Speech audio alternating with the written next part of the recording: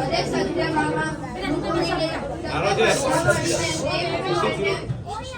તમે બધા મળીને નેમકુમારને દળ ક્રિયા કરવા લઈ જાઓ અને નેમકુમાર લગ્ન માટે ના પાડી રહ્યા છે તો તમે બધા મળીને તેને મનાવો અને લગ્ન માટે તૈયાર કરો. હા જરૂર. ચાલો દેવરજી, જળ ક્રિયા કરવા ચાલો. ચલો ભાભીજી. અરે ભાભીજી, સ્નાન માટે પાણી તૈયાર હોય તો મને લાવી આપો ને. અરે દેવરજી, તમે અમારું કેવું માનો તો અમે તમને જરૂર પાણી આપશું. અરે દેવરજી, અમે એમ સાંભળી રહ્યા છે કે તમે લગ્ન કરવા માટે ના પાડી રહ્યા છો, પરંતુ તમે પત્ની વિના ઘરમાં કેવી રીતે રહેશો? અરે દેવરજી, તમે લગ્ન નહીં કરો તો ઘરના આંગણની શોભા કોણ વધારશે? કોના પાયલની છમછમ અને કોના બંગડીઓનો ખણખણાટ સાંભળશો?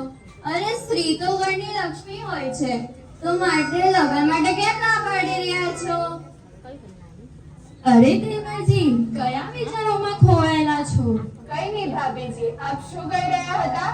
અરે દેવરજી, જો તમે લગ્ન નહીં કરો તો આંગણની શોભા કોણ વધારશે? દીવાબત્તી કોણ કરશે?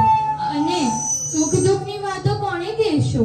અને તમારી સેજ પાથરી કોણ પાથરશે? અરે દેવરજી, કુંવારા રહેવાની વાત છોડો અને દેવરાણી લાવો, દેવરાણી. અરે દેવરજી, તમે શું કહી રહ્યા છો? જરા વિચાર તો કરો. સ્ત્રી વિના જીવન કેવું ફીકું છે, જેમ મીઠા વગર ભોજન ફીકું હોય છે. હું જે કહી રહી છું તે સાચું જ કહી રહી છું. પછી ભાભીઓના વેરા કેવી રીતે થશે? પછી પછી પછી પછી તમારા ભાઈને તો 32,000 રાણીઓનું ભરણ પોષણ કર્યું છે. શું તમે એકનું પણ કરવા અસમર્થ છો? દેવરજી, તમે લગ્ન માટે તૈયાર થઈ જતા હોય તો હું તમારા ભાઈને જઈને કહી દઉં કે તમે લગ્નની તૈયારી આજથી જ શરૂ કરી દો. અરે દેવરજી, તમે કયા નવા તીર્થંકર કરવાની વાત કરી રહ્યા છો? કેટલા તીર્થંકર ભગવાને તો લગ્ન કરીને દીક્ષા લીધી હતી. આદિનાથજી, મુનિજી વગેરે તીર્થંકર ભગવાને લગ્ન કરીને દીક્ષા લીધી હતી. ભાભી ઉભાની તો મને આટલા મળે કે આમ જવા